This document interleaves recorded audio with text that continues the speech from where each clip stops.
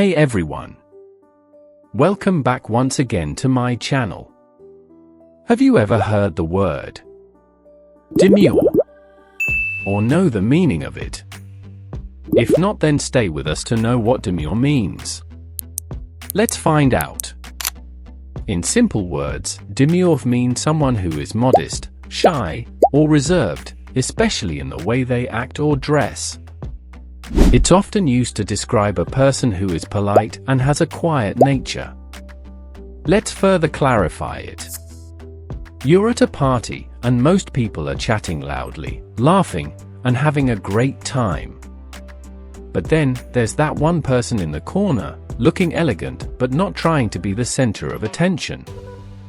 They're calm, soft-spoken, maybe a little shy. That's a perfect example of someone who might be called a demure. This word mostly describes women, but it can be used for anyone who has a quiet and modest personality.